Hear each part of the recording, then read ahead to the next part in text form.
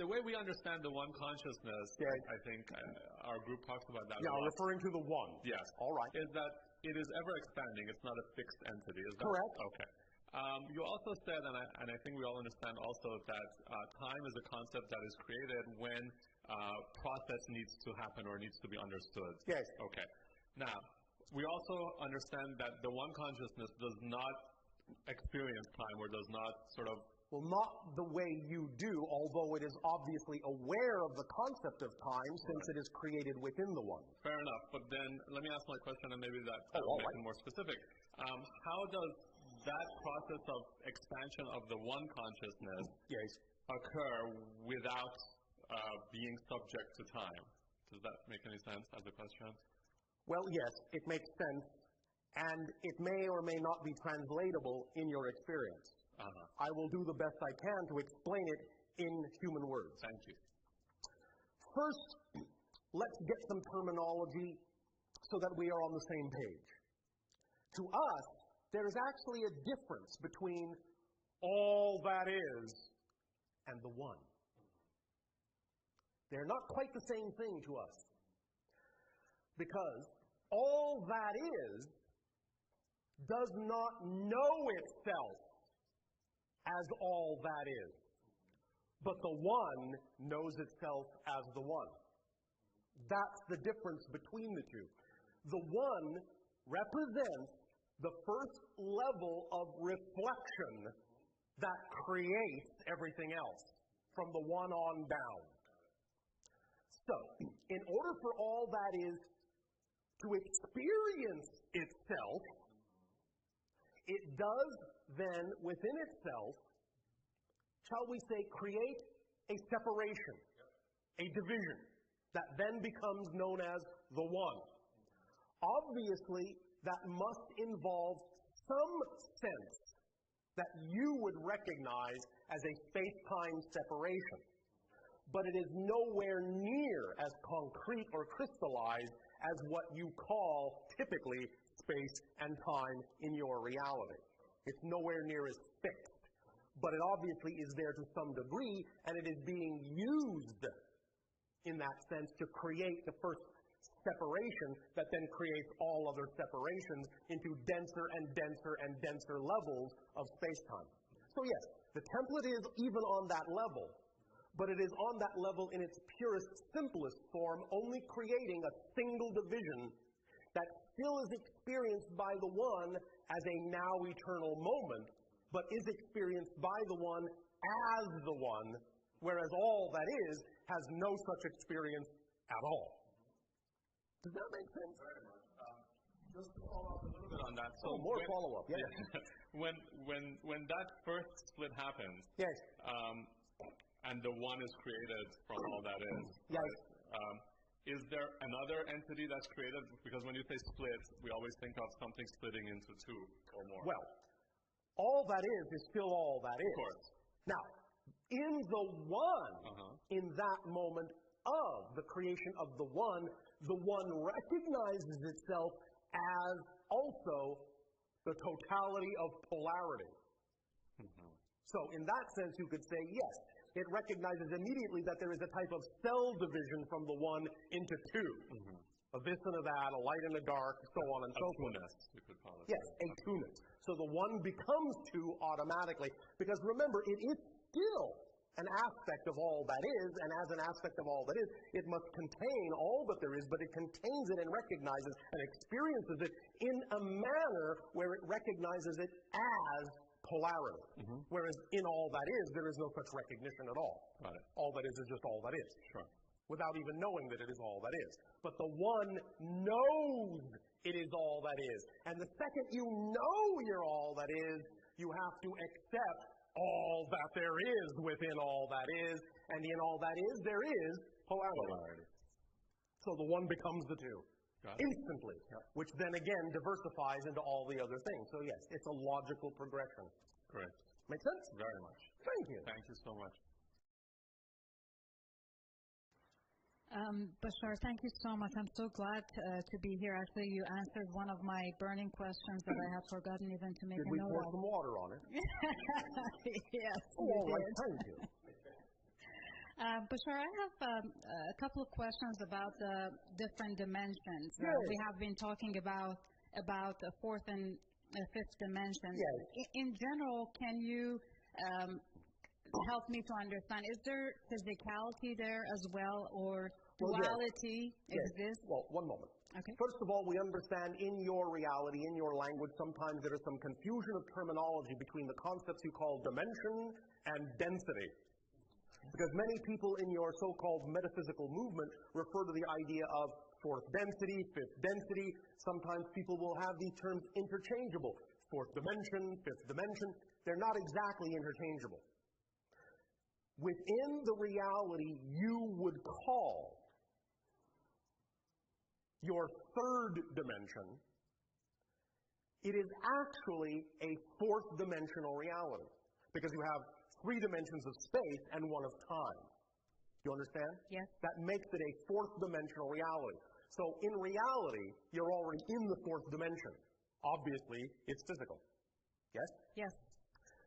Now, within this fourth dimensional reality, you are actually also then going into what people on your planet have called fourth density.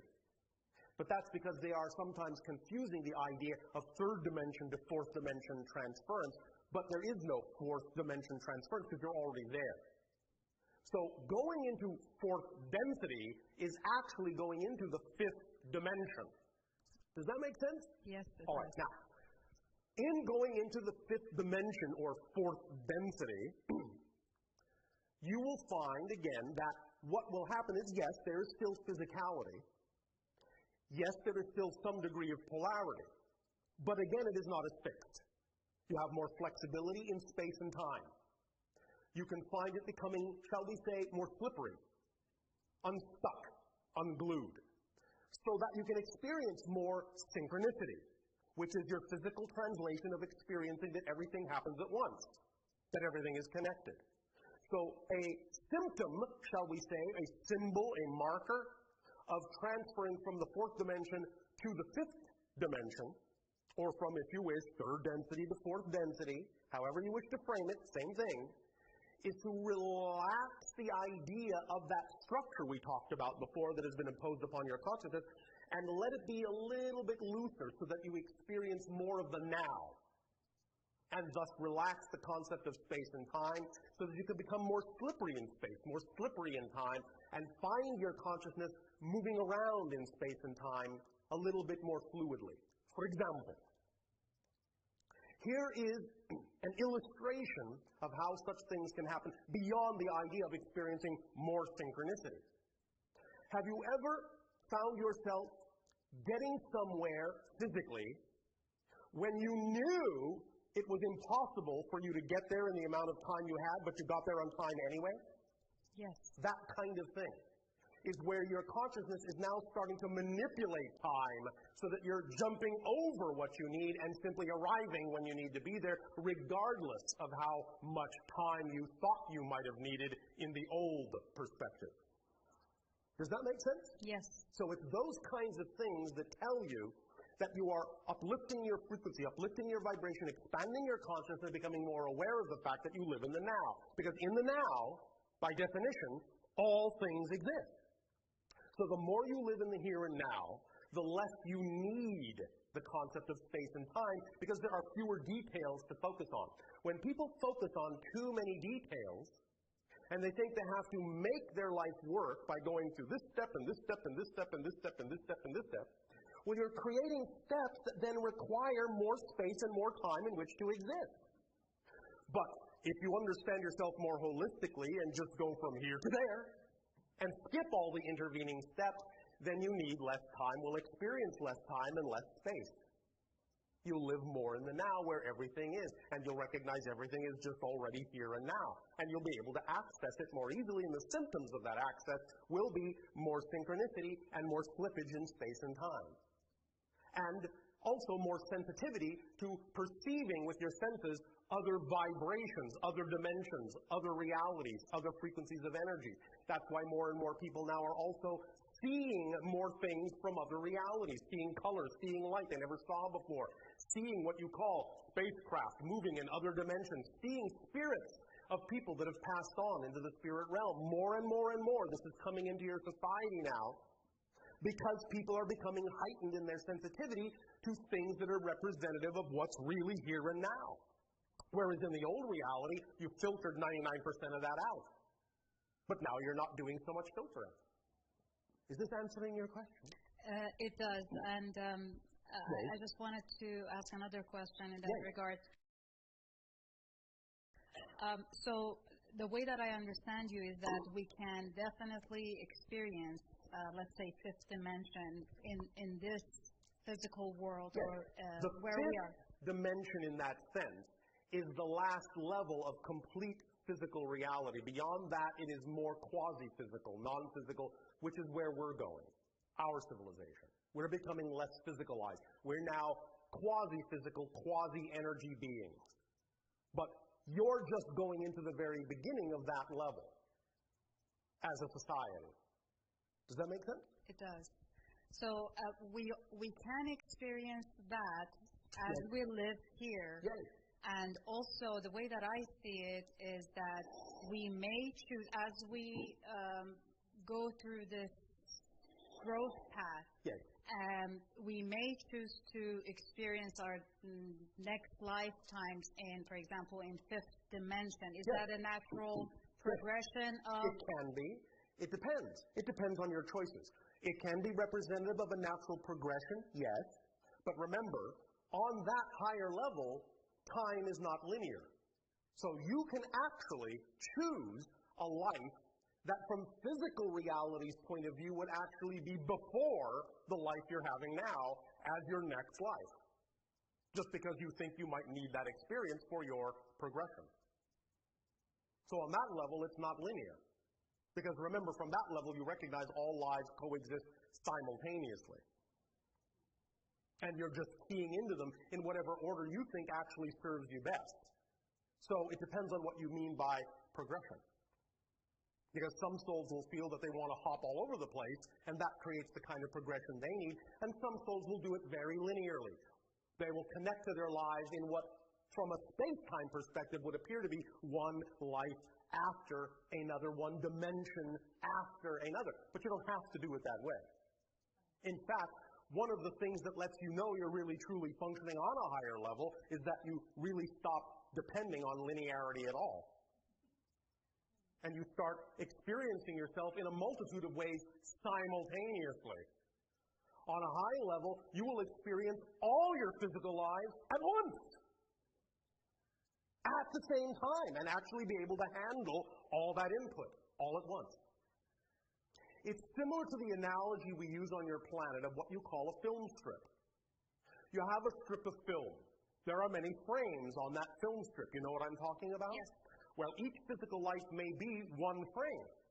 But when you are the projectionist, you can take that film strip and you can stretch it out in front of you and you can see all the frames at the same time. That's a different point of view. You see? Yes. So from the higher levels, it's like that. And as the projectionist, you could say, well, now I'm going to look at frame 5. Oh, now I'm going to look at frame 1. Oh, now I'm going to look at frame 10. Oh, now I'm going to look at frame 3. Oh, now I'm going to look at frame 7. You don't have to do it in order. Because you see them all at once. So it's up to you. If it serves you to do it 1, 2, 3, 4, 5, 6, 7, do it that way. If it serves you to do it some other way, you will. Make sense? It does. Thank you. Thank you. Good day, Bashar. And to you, good day. In one of your sessions, you mentioned that in the history of mankind on Earth, some unexpected incident happened, and that between Earth and another galaxy. A galaxy? Or are you sure that was the word that was used? Maybe galactic or another What is being. it you are specifically referring to? What kind of an incident are you referring to? That our civilization is going downward. Downward? In another word, is declining? No.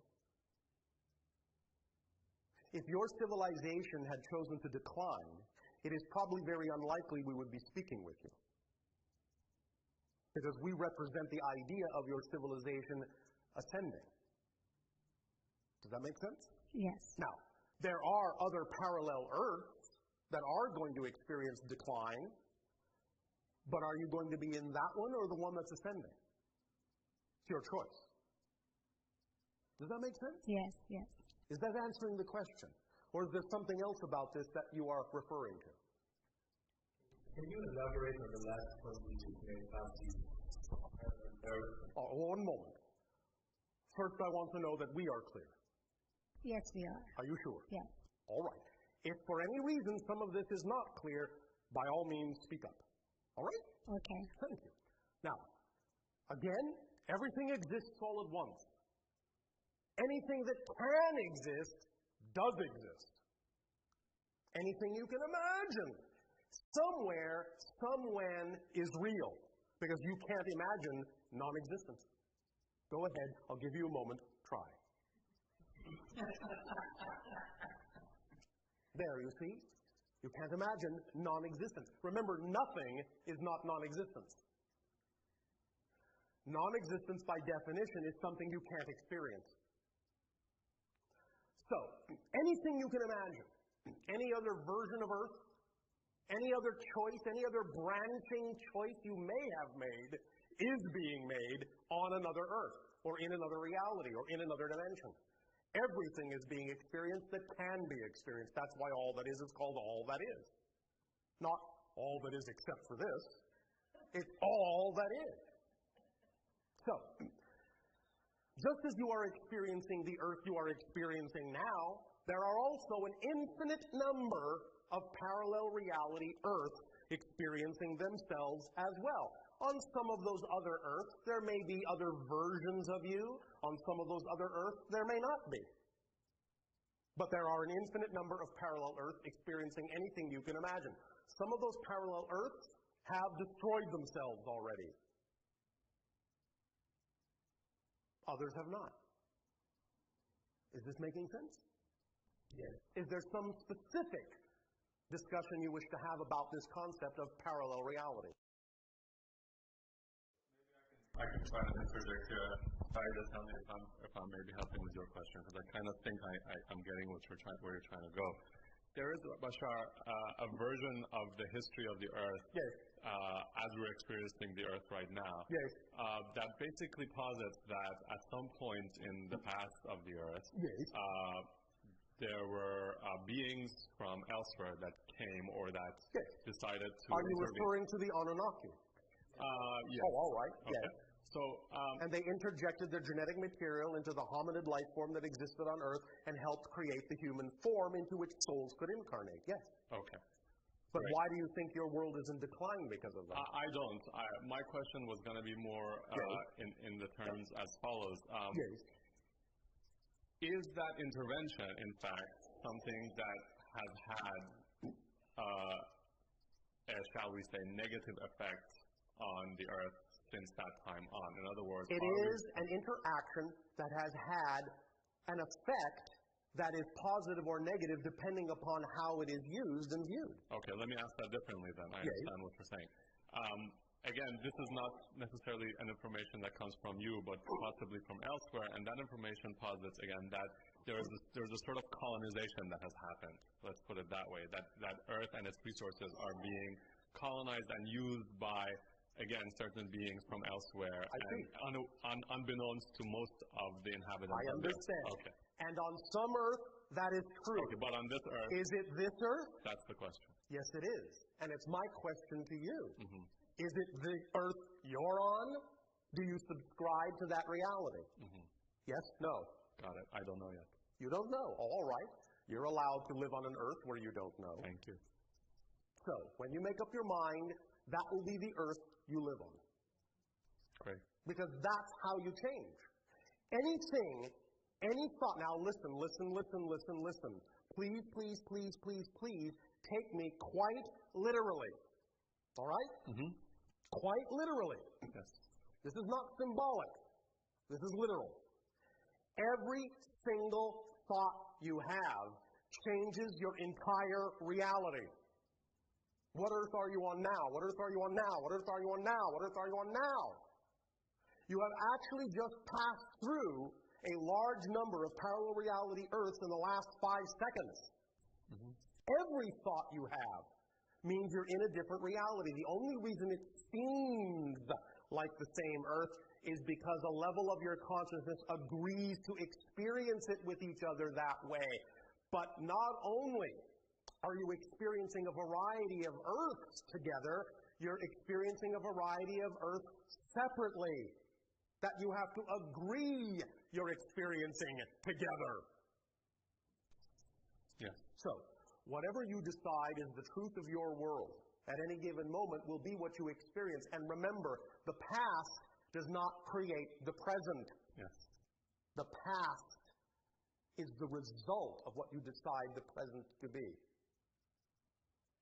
Make sense? That makes perfect sense, and I've recently come to understand what you just said very much with my brain. Yes. Of course, living it to the point where, I understand it with my whole being, and that I live my life according to that idea is a whole other, level. Would you like it not to be a whole other level? Sure. Then when you say that statement, don't put the words "of course" in front of it. Great. You understand? Yeah. All right. Thank you. Now you get it. Thank you. You're welcome.